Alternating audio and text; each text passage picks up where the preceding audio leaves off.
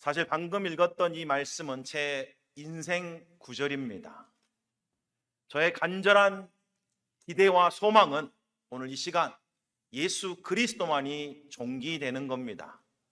아무 일에든지 부끄럽지 않고 거리끼지 않고 우리 주님만 높아지기를 소망합니다. 전에도 그랬지만 지금도 변함없이 이 자리에서 예수 그리스도만 선포하기를 원합니다. 사는 것도 죽는 것도 개의치 않고 오직 예수 그리스도만이 존귀하게 되시는 귀한 시간 되시기를 바랍니다. 그래서 저와 여러분 간에 피차 간에 격려받고 위로받고 다시 한번 복음 안에서 하나가 되는 귀한 시간 되시기를 주님의 이름으로 축복합니다. 우리가 알고 있는 것처럼 구원의 보증으로 약속의 성령을 우리가 받았습니다. 그리고 그 성령은 그리스도의 영, 그리스도를 증거하는 영이십니다. 성령이 역사한다라는 말은 그리스도가 높아지고 있다라는 말이죠. 그리스도가 높아지지 않는 성령의 역사는 없습니다. 성령이 역사하면 그리스도가 높임을 받으시고, 우리가 알고 있는 것처럼 성령은 그리스도 안에서 우리를 하나로 묶으시는 영이십니다. 그래서 우리가 너무너무 잘 알고 있는 에베소 4장 3절 말씀은 성령이 하나 되게 하시는 것을 힘써 지키라라고 우리에게 권면하고 계십니다. 오늘 우리 친교의 주제처럼 우리가 정말 복음 안에서 하나가 되는 그런 친교의 기간이 되기를 소망합니다. 그래서 제게 주신 하나님의 은혜를 사랑하는 동역자들에게, 또 선배 목사님들에게, 후배 목사님들에게 함께 나누기를 원합니다. 약 15년 전에 제가 리버티 침례 신학대학원에서 공부를 하고 있을 때, 그 당시에는 함께 공부하던 성침 식구들이 10가정이 넘었습니다. 한 번은 저희들이 성침 모임을 갔는데 리버티에서 가르치고 계시는 한국 교수님 3분을 초청했던 적이 있었습니다. 이런저런 식사교제를 하다가 저희 중에 한 목사님이 3분 교수님에게 이렇게 질문을 했습니다. 목사님들, 교수님들, 한국의 성서 침례교회의 문제가 뭐라고 생각하십니까? 그때 한 교수님이 이렇게 말씀하시는 것을 제가 기억합니다. 다른 게 아니고 한국 성서 침례교회는 한국 내에서 정체성을 분명히 하면 좋겠어 라고 그렇게 이야기를 하셨습니다. 그런데 제가 그 이야기를 듣고 제 마음에 동의가 되지를 않았습니다. 그래서 제가 그분에게 이렇게 다시 물었습니다. 교수님, 미국에 있는 성서 침례교뿐만 아니라 가장 복음적이라는 남침례교회의 성경적 신학, 성경적 원리를 한국 내에서 성서 침례교회보다 더 잘 지키고 고수하고 가르치는 곳이 있다고 생각하십니까? 라고 제가 물었습니다. 대답이 없으셨죠. 저는 지금도 성서 침례교회들이야말로 이름 그대로 가장 침례교적이고 성경적이고 가장 복음적이라고 확신합니다. 이것이야말로 저희 선배 목사님이 수많은 역경 속에서 우리에게 물려주신 가장 위대한 유산이라고 저는 생각합니다. 제가 20살 때 복음을 처음 들었습니다. 제가 그 전까지는 교회 근처도 안 갔습니다. 가기를 원하지 않았습니다. 교회를 핍박하는 사람이었습니다. 그리스도인들은 의지가 빈약한 사람들, 그래서 자기 의지로 못 살겠으니까 신을 의지하는 그런 나약한 사람들이라고 무시했습니다. 그런데 제가 대학교 1학년 때 성서 침례교회를 다니는 룸메이트를 통해서 복음을 처음으로 들었습니다. 그 십자가의 복음 안에서 제가 죄인인 게 깨달아졌습니다. 나 같은 죄인을 구원하시기 위해 하나님이신 예수님이 이 땅에 오셔서 죽기까지 나를 사랑하셨다는 말이 제게는 어마어마한 충격적인 메시지였습니다. 세상에 예수님이 하나님인데 하나님인 그분이 나 같은 죄인을 위해서 자기의 생명을 내어주셨어? 야, 만약에 하나님이 이런 분이라면, 예수님이 이런 분이라면 내 인생을 맡겨도 좋겠구나 라고 하는 그런 깨달음이 제 마음에 있었습니다. 제가 그래서 그 순간 그 자리에서 무릎을 꿇고 예수 그리스도를 나의 구원자와 주님으로 영접했습니다. 예수님을 영접하고 돌아오는 첫 주일에 제가 처음으로 교회를 나갔습니다. 근데 그때부터 매 설교 말씀이, 목사님이 전해주신 하나님의 말씀이, 모든 말씀이 저에 대한 말씀이었습니다. 세상에 이런 은혜가 어디 있습니까? 매 주일이 제게는 은혜가 넘치는 시간이었습니다. 신앙의 연수가 쌓이면 쌓일수록 여러 교단의 친구 그리스도인들을 만나 교제하면 할수록 성서 침례교회만이 정말 가장 성경적으로 가르치는 곳이구나라는 확신이 커져갔습니다. 그것이 저의 자랑이었고 자부심이었습니다. 그렇게 시간이 지났는데 제 마음을 들여보니까 그런 자랑과 자부심이 어느 순간 제 마음에서 자고하는 마음, 교만한 마음으로 바뀔 수 있다는 게 깨달아졌습니다. 특별히 제가 신학교를 다니면서 수많은 교단에서 온 목사님들, 선교사님들을 비교하는 마음이 제 마음에 들면 들수록 제 안에 더 교만한 마음이 싹 텄습니다. 어쩌면 자격지심 같은 그런 마음인지 모르겠지만 더 판단하는 마음, 더 비난하는 마음, 그러면서 나를 합리화하려고 하는 그런 마음이 커지는 제 자신을 발견했습니다. 그런데 어느 날 수업을 듣는데 한 미국 교수님이 자신을 이렇게 소개합니다. 나는 PK입니다. 나의 아버지는 성서침례교회 목사님이십니다. 그런데 자기가 봤더니, 물론 미국 성서침례교회라는 이야기죠. 자기가 봤더니 성서침례교회 안에는 분리의 영이 역사하는 것 같습니다 라고 그렇게 이야기하는 것을 들었습니다. 제가 그 말을 듣고 제 자신이 마음이 뜨끔했습니다. 옳은 것을 분별하고 지키는 것과 누군가를 배척하려고 하는 마음을 내 스스로 구별했어야 되는데 내 안에 그게 없었구나.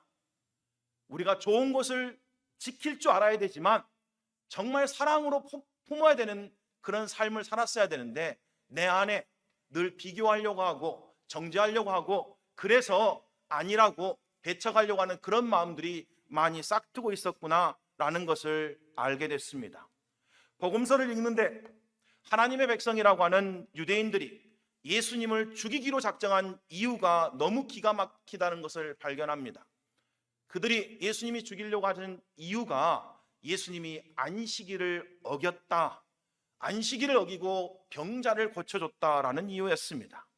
우리가 알고 있듯이 유대인들, 특별히 바리새인들은 율법의 수호자들입니다. 철저하게 율법을 지키는 사람들이었죠.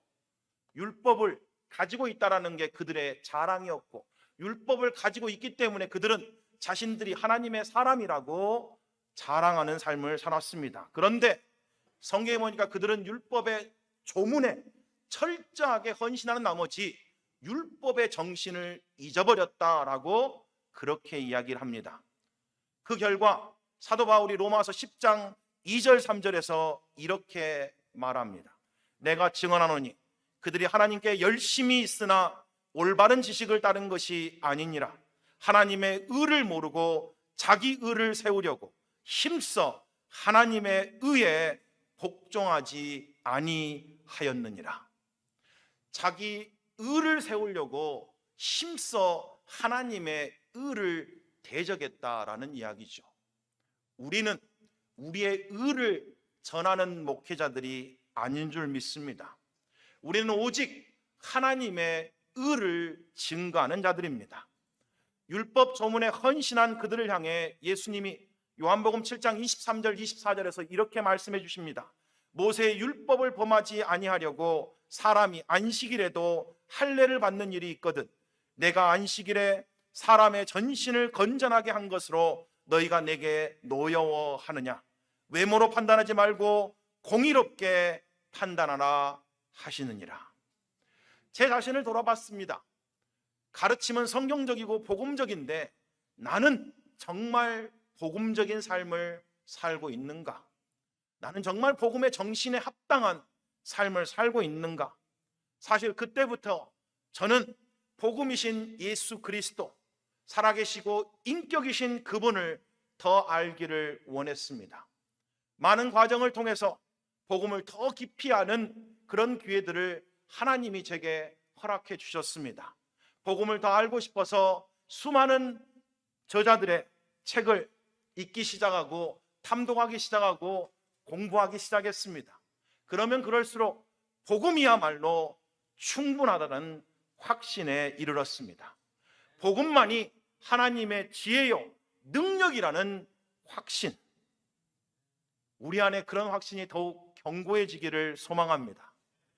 복음이 단순히 교회 부흥의 도구가 아니라 복음이 전부구나 라는 그런 확신, 그래서 저는 아무 일에든지 부끄러워하지 않고 복음만을 전하기를 원합니다. 전과 같이 지금도 변함없이 살든지 죽든지 복음만이 저를 통해서 전해졌으면 좋겠습니다. 그런데 우리가 알고 있는 것처럼 복음은 내가 뭔가를 했다라는 이야기가 아닙니다. 복음은 예수 그리스도가 나를 위해서 모든 것을 다 해 주셨어라는 이야기죠. 그래서 복음은 우리에게 은혜의 복음입니다. 너무 감사하지 않습니까? 그분이 다 이루어 주셨다, 그분이 다 행해 주셨다, 이걸 믿음으로 받을 때 우리가 구원의 은혜를 받는 이 은혜 안에 들어갑니다. 제가 미국에서 이제 태능교회로 부임하게 됐을 때 하나님 앞에 기도하기 시작했습니다. 하나님, 제가 이제 하나님의 뜻에 쫓아서 교회로 부임하게 됐는데 하나님, 제가 어떤 목사가 됐으면 좋겠습니까? 제가 어떤 목회자가 됐으면 좋겠습니까? 하나님, 제게 말씀해 주십시오. 기도하며 하나님의 말씀을 읽는데 어느 날 느헤미야 2장 10절에 나와 있는 말씀, 이스라엘 자손을 흥왕케 하는 자가 오는도다, 이 말씀이 마치 제게 주신 말씀같이 제 마음에 감동으로 임했습니다. 하나님이 제게 이런 말씀하시는 것 같아요. 너는 다른 거 할 거 없어. 내 백성을 흥왕케 하는 자가 돼. 내 백성을 잘되게 하는 사람이 돼. 내 백성을 번영케 하는 자가 되라. 이런 말씀을 제게 주셨습니다. 그리고 계속 성경을 읽는데 신명기 10장 13절에서 하나님이 성경 말씀을 주신 이유가 나와 있었습니다. 내가 오늘 네 행복을 위하여 네게 명하는 여호와의 명령과 규례를 지킬 것이 아니냐. 하나님이 우리에게 말씀을 주신 이유는 우리의 행복을 위한 거라는 거예요. 이거구나. 성도를 잘되게 하는 것은 말씀을 말씀대로 전해야 되는 거구나. 하나님의 말씀이 말씀으로 전해지고 그들이 그 말씀을 하나님의 말씀으로 받으면 잘 되는 거구나, 행복한 거구나 라는 게 깨달아졌습니다. 그래서 저는 지금도 말씀이신 예수 그리스도를 전하기를 원합니다. 자, 그럼에도 불구하고 제가 한 3년 정도 목회를 하고 있는 시점에서 제 마음에 서운한 마음과 섭섭한 마음이 들어왔습니다. 다른 게 아니고 저는 하나님의 뜻대로 하나님의 말씀대로 말씀을 전한다 그랬는데 성도들이 좀 몰라주지 않나? 이런 제만의 서운한 마음 있잖아요. 저만의 섭섭한 마음이 제 안에 들어오더라고요. 그래서 제가 결단을 내렸습니다. 이 섭섭한 마음, 서운한 마음을 갖고 목회를 하면 안 되겠구나. 내가 복음을 몰라서가 아니고 복음을 내가 알지만 다시 한번 내 삶을 복음 앞에 세워야 되겠구나. 복음 말씀 앞에 나를 놔야 되겠구나. 하나님의 복음의 메시지를 내가 먼저 들어야 되겠구나 라고 결단했습니다. 첫날에 호세아서 3장 말씀을 듣는데 그 3장 말씀에 나와 있는 말씀처럼 고멜에 대한 이야기가 마치 저에 대한 이야기 같았습니다. 네가 고멜이야. 너 같은 고멜을 내가 이렇게 사랑해 라고 하나님이 저에게 하시는 말씀 같았습니다. 그리고 그 말씀을 듣고 제가 이렇게 묵상했습니다. 고멜과 같은 나를 하나님이 이렇게 사랑한다 그러면 실상 내 성도들이 고멜과 같을지라도 내가 사랑해야 되는 거 아니야?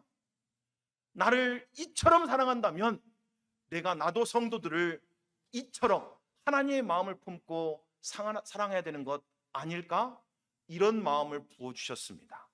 호세아 3장 1절 말씀이 여호와께서 내게 이르시되 이스라엘 자손이 다른 신을 섬기고 검포도 과자를 즐길지라도 여호와가 그들을 사랑하나니 너는 또 가서 타인의 사랑을 받아 음령화된 그 여자를 사랑하라 라는 말씀이었어요.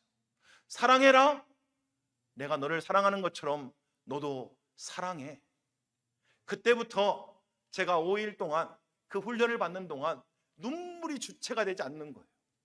나 같은 고멜을 이렇게 사랑하시는데 내가 뭐라고, 내가 무엇이라고 하나님의 백성들을 판단하고 정죄하고 서운하고 섭섭한 마음을 갖고 살았을까? 하나님 은혜 안에서 제게 먼저 복음의 은혜가 넘치기 시작했습니다. 그 사건이 제게는 정말 복음이야말로 나를 변화시키는 능력이구나, 복음이야말로 우리를 변화시키는 하나님의 지혜고 능력이구나 라는 것이 더욱더욱 깨달아지는 시간이었습니다. 지금도 기도하다가 호세아서 3장 1절 말씀이 떠오르면 모든 마음이 녹아내립니다. 고멜과 같은 날 이렇게 사랑하시는데 내가 뭐라고, 고멜과 같은 나를 이처럼 사랑하시는데 내가 뭐라고. 하나님의 은혜입니다, 하나님의 도우심이었습니다 라고 고백하고 일어납니다. 그래서 제가 정말 기쁘게 사역하고 즐겁게 사역하고 감사하게 사역하고 여기까지 올 수 있었습니다. 저도 사도 바울처럼 그래서 이 자리에서 나의 나된 것은 하나님의 은혜였습니다, 하나님이 하셨습니다라고 고백하기를 원합니다. 제가 되는 교회에 부임하면서 복음은 단순히 팩트가 아니라 살아계신 인격이신 예수 그리스도에 관한 것이라는 것을 끊임없이 전했습니다. 복음이 임하면 예수님을 닮아서 우리 마음 가운데 온유함이 넘치고 겸손함이 넘치고 사랑스러워지고 기쁘게 하나님의 말씀에 순종하는 우리들이 된다는 것을 증거했습니다. 무엇보다도 여러분이 저희 교회 사장들을 아시는 분은 다 아시는 것처럼 복음의 최고의 영성은 복음 안에서 하나 되는 것입니다 라고 강조했습니다. 복음은 우리를 하나 되게 만드십니다. 예수 그리스도 안에서 우리를 하나 되게 하는 거야말로 복음의 진정한 능력입니다 라고 말했습니다. 우리가 복음을 전하는 목사라면, 우리가 복음을 전하는 목회자라면, 우리가 복음을 위해서 살든지 죽든지 상관없이 살아가는 사람이라면 복음이 우리를 하나로 만들어야 된다고 확신합니다. 복음 때문에 우리가 다른 어떤 것보다도 더 하나가 되는 역사, 그 안에서 서로 사랑하고 나보다 남을 더 낮게 여기고 옆에 있는 목사님들을 나보다 더 높이 올려주는 그런 공동체가 우리 공동체가 됐으면 좋겠습니다. 그 복음의 정신을 끊임없이 증거하고 전했습니다.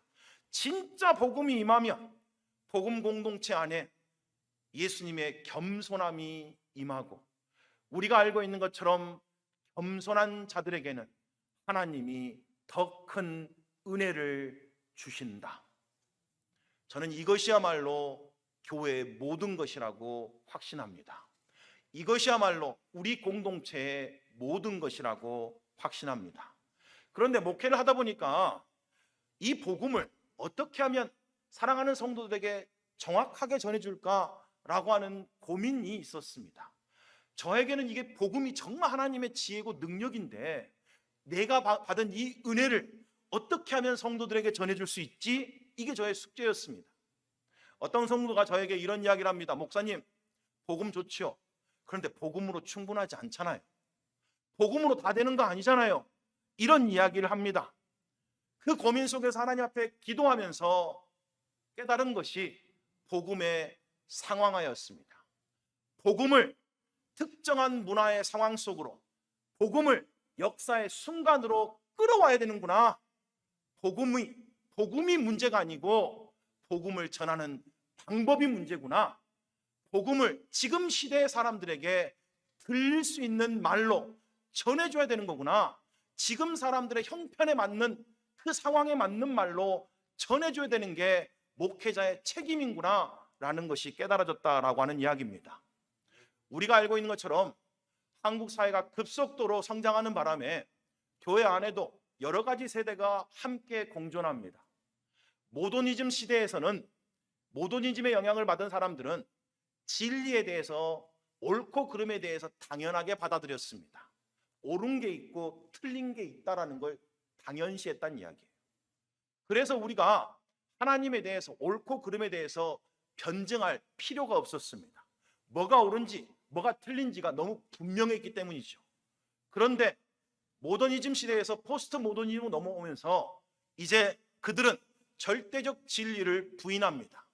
권위를 인정하지 않습니다. 상대주의가 지배하는 그런 시대입니다. 그렇기 때문에 복음은 절대 변할 수 없지만 복음을 전하는 그릇이 바뀌어져야 된다라는 이야기죠. 그래서 저의 역할은 시대를 읽고 성도를 읽는 기쁜 통찰이 필요하구나. 그것이 우리가 말하는 기도 아니겠어요? 그렇죠? 그게 우리가 말하는 말씀 연구 아니겠습니까? 말씀을 통해서 어떻게 하면 지금 내 성도들이 지금 이 시대, 지금 이 상황에서 고민하고 있고 어려워하고 있고 힘들어한 것이 복음이 해답인가를 전해줘야 되는 거잖아요. 그렇죠? 그리고 정말 복음은 모든 문제의 해답이라고 확신합니다. 수많은 간증들이 있습니다. 이 시간 다 말씀드릴 수는 없으니까 말씀드리진 않겠습니다만, 정말 복음이야말로 우리의 모든 문제를 해결하는 해답. 동생이 죽는 것 때문에 끊임없이 우울증, 그 죄책감에 시달렸던 한 자매가 복음 안에서 해결되는 역사, 남편이 사랑에 갈급해서 어려웠던 자매가 복음 안에서 세워지는 역사, 구석구석의 복음이 우리의 모든 우울증도 불안감도 염려도 두려움도 해결하는 하나님의 지혜고 능력이었습니다. 최근에 읽었던 책 중에 지성의 회심, 하버드의 천재들 하나님을 만나다라는 책이 있습니다. 그 책에 보면 하버드 의대에서 28년간 교수를 지냈던 아몬드 니콜라이라고 하는 임상 정신의학 교수가 이런 말을 한 게 적혀 있습니다. 그분은 프로이드 대 C.S. 루이스라고 하는 역절을 남겼습니다. 유명한 책이죠. 그분이 이런 말을 합니다. 정신의학자들은 오랜 관찰을 통해 사람이 한 번 죽은 후에야 다시 살아날 수 있을까라는 문제의 답을 찾기 전까지는 진정한 삶을 살 수 없다는 것을 깨달았다. 근데 이 해답은 오직 성경만이 줄 수 있습니다. 우리는 죽고 부활하는 것을 가르치는 유일한 공동체잖아요. 이 세상 어떤 종교도 전하지 않는 메시지, 죽음을 이기고 부활합니다, 죽음이 끝이 아니고 새로운 세상이 있습니다 라는 것을 전해주는 공동체, 그게 우리 공동체 아닙니까 여러분? 정신의학자들이 말한 것처럼 이게 해결되면 안 되면 어떤 문제도 해결이 안 된다는 거예요. 그래서 이분은 이렇게 말합니다. 그러기에 성경의 하나님의 말씀이야말로, 부활의 복음이야말로 우리의 삶의 모든 영역에 모든 문제에 대한 해답을 줄 수 있습니다 라고 말한다. 저도 그렇게 확신합니다. 저도 그렇게 확신합니다. 하나님의 말씀만이 우리의 모든 문제의 해답입니다. 내 정체성에 대한 문제, 삶의 의미와 가치와 목표에 대한 문제, 불안과 염려와 두려움에 대한 문제, 우울증에 대한 문제, 관계 안에 있는 문제들, 부부관계 문제들, 자녀와의 문제들, 부모와의 문제들, 동료와의 문제들, 이웃 간의 문제들의 모든 문제의 해답이 복음 안에 있다고 확신합니다. 재정의 문제, 직업의 문제, 우리의 삶의 모든 문제들은 성경 말씀 안에 있다고 확신합니다. 이것이 우리 침례교도들의 믿음입니다. 지금 시대에 우리보다 더 확실하게 하나님의 말씀을 전할 수 있는 사람이 저는 없다고 여겨집니다. 다른 프로그램의 문제가 아니고, 다른 어떤 무슨 뭘 하니 저걸 하니 이런 문제가 아니고, 지금이야말로 우리가 더욱 복음에 집중해야 될 때라고 확신합니다. 복음이 복음대로만 전해지면 사람이 변합니다. 복음이 복음대로만 전해지면 겸손과 온유와 사랑과 순종이 자연스럽게 이루어진다라고 확신합니다. 복음이 문제가 아니라 제가 목회자로서 복음을 성도들의 실제 삶 속에서 구체적으로 어떻게 적용해야 되는지를 전하지 않는 책임이라는 것을 발견했습니다. 그래서 저는 계속해서 복음을 전하기를 원합니다. 매 설교 때마다 복음만이 우리의 모든 삶의 해답이라고, 그리고 실제적으로 복음으로 사는 삶이 어떤 삶이라는 것을 증거하는 목회자로 살기를 소망합니다. 우리가 알고 있는 것처럼 복음을 대적하는 사상이 두 가지가 있죠. 한 가지는 종교적인 율법주의입니다. 또 한 가지는 비종교적인 상대주의입니다. 여러분, 율법주의와 상대주의는 극과 극에 위치하고 있는 주의지요. 그런데 이 율법주의도 상대주의도 사실 본질은 똑같습니다. 본질이 뭐죠? 자기 의로, 자기 힘으로 구원받는다. 율법주의들도 자기 의로 구원받는 거고, 상대주의도 자기 힘으로 자기가 알아서 구원받겠다, 이거 아니겠어요?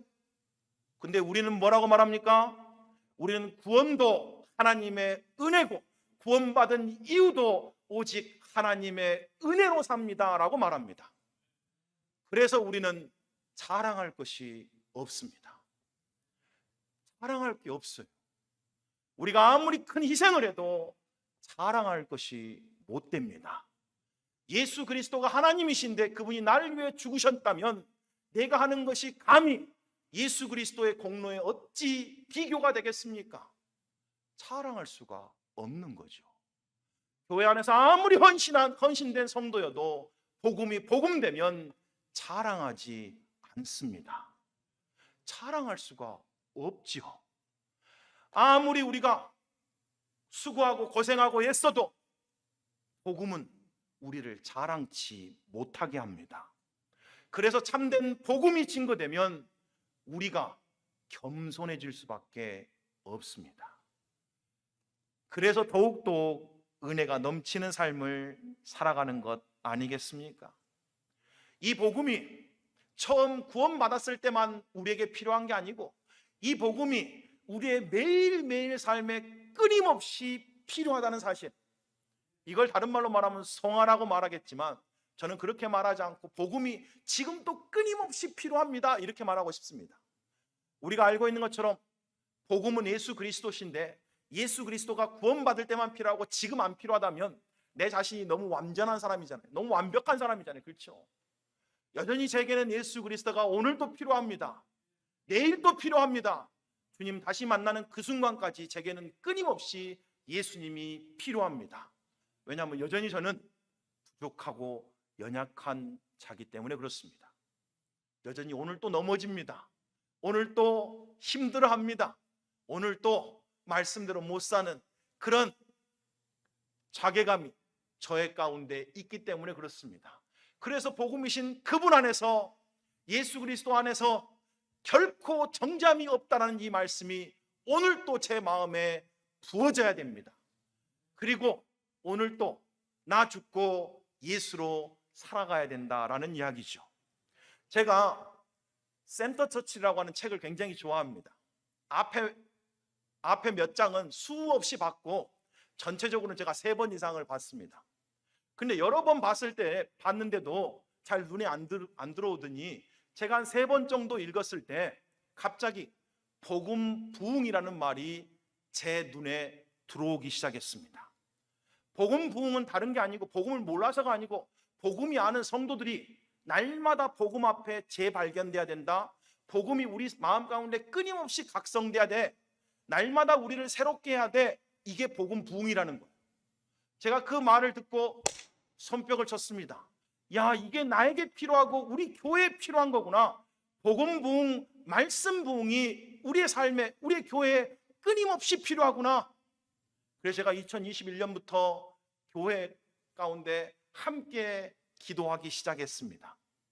날마다 매 순간마다 복음 부흥과 말씀 부흥이 우리의 삶의 구석구석에서, 가정에서, 직장에서, 일터에서, 내 삶의 모든 영역에서 복음 부흥이 일어나기를, 말씀 부흥이 일어나서 내가 머리로 알았던 이 말씀이, 머리로 알았던 이 복음이 내 마음 가운데 역사해서 정말 복음 정신대로 삶의 현장에서 온유하고 겸손하고 사랑이 넘치는 사람으로, 그리스도인으로 살아내는 삶을 살기를 기도하기 시작했습니다. 복음 부흥은 삶을 변화시키는 복음의 재발견을 의미합니다.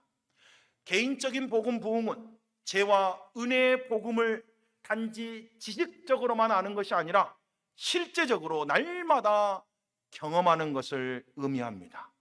그리고 이 개인적인 복음 부흥이 공동체 가운데 임하는 것을 저는 부흥이라고 확신합니다. 우리가 순종하면 축복받는 게 아니고, 복음은 우리가 이미 예수 그리스도 안에서 하늘에 속한 모든 신령한 복을 다 받았습니다. 우리에게는 이제 부족한 게 없습니다. 그러니까 이제 축복 받았으니까, 은혜 받았으니까, 부족한 것 없으니까 이제 기쁘게 하나님의 말씀에 순종합시다 라는 게 복음이잖아요. 우리가 율법적이고 도덕적이고 윤리적인 설교를 빨리 버려야 됩니다. 우리 안에 혹시나 율법적이고 도덕적이고 종교적이고 그런 설교가 있다면 즉시 버리고 오직 하나님의 은혜로 산다는 복음의 메시지를 회복해야 될 줄 믿습니다. 이 복음이 성도들의 마음 가운데 역사하면, 그래서 날마다 새롭게 각성되고 또 죄인들이 깊이 회개하는 역사가 일어나고 영적으로 더욱더욱 거듭나는 영혼들이 나타난다면 교회 성장은 필연적으로 뒤따르는 게 아니겠습니까? 이런 복음, 이런 부흥, 저와 여러분의 교회 가운데 임하기를 소망합니다. 그래서 우리의 모든 메시지 안에 오직 복음이신 예수 그리스도만 담겨졌으면 좋겠습니다. 죄인인 우리를 위해 죽으시고 부활하신 예수 그리스도만이 높아졌으면 좋겠습니다. 제가 정말 좋아하는 말씀 중에 한 가지가 요한복음 12장 32절 말씀입니다. 교회 성장을 위해서 제가 붙드는 말씀이죠. 이렇게 말씀합니다. 예수님이 하신 말씀이잖아요. 내가 땅에서 들리면 모든 사람을 내게로 이끌겠노라. 우리가 사람들을 이끄는 게 아니랍니다. 그리스도가 높아지면 그리스도가 영혼들을 이끌어 주시겠답니다. 아멘. 그래서 우리는 사람들을 이끄는 데 관심이 있는 게 아니고, 그래서 우리는 어떻게 하면 나의 모든 메시지와 사역의 모든 일들 가운데 그리스도가 높아지냐가 우리의 관심이어야 됩니다. 그리스도가 높아지면 그리스도가 영혼들을 이끄십니다. 오직 우리의 관심은 그래서 내 모든 삶 가운데 그리스도가 높아지고 있냐가 돼야 됩니다. 지금도 전과 같이 복음이 복음되기를 기도합니다. 지금도 전과 같이 복음이 하나님의 지혜요 능력으로 우리 마음 가운데 다시 한번 재발견되는 복음 부흥이 이 시간 우리들 마음 가운데 역사하기를 소망합니다. 오직 복음이신 예수 그리스도를 높이면 그가 영혼들을 이끌어 주실 겁니다. 오직 복음이신 그리스도를 높이는 공동체 안에는 성령의 하나 되게 하심이 있고 겸손함이 있고 나보다 상대를 사랑하는 사랑이 넘칠 줄 믿습니다. 복음은 우리가 만들 수는 없습니다. 부흥은 우리가 만들 수는 없습니다. 부흥은 하나님이 하시는 일입니다. 하지만 우리는 부흥을 준비할 수는 있다고 확신합니다. 다른 게 아니고 우리 각 교회마다 복음 부흥의 씨앗을 뿌리면, 그리고 뿌리고 뿌리다 보면 그 씨앗이 자라서 열매 맺을 때 각 교회마다 부흥이 임할 줄 믿습니다. 살든지 죽든지 은혜로만 살겠다는 결단, 살든지 죽든지 복음만 증거하겠다는 결단, 코로나가 있든지 없든지 복음만 증거하겠다고 하는 자세, 나의 삶이 어떠든지 상관없이 오직 내 안에 그리스도 대신 그분만이 총기 되기를 소망하는 마음, 이 소명으로 우리 친교회가 하나 되기를 주님의 이름으로 축복합니다. 최근에 제가 들었던 노래 중에 은혜라는 곡이 있습니다. 아마 많은 분들이 아실 줄 믿습니다. 근데 제가 그 곡을 듣는 순간 제 눈에서 눈물이 저도 모르게 흘러내리기 시작했습니다. 내 삶이 은혜였구나. 2절 가사에 보면 이 말씀이 있습니다. 복음 전하는 것 당연한 것 아니고 하나님의 은혜였습니다. 우리 여기 있는 것 당연한 거 아니고 하나님의 은혜입니다. 우리 복음 전할 수 있는 것 당연한 거 아니고 하나님의 은혜입니다. 우리 동역자들, 사랑하는 목사님들, 당연한 거 아니고 하나님이 허락하신 은혜입니다.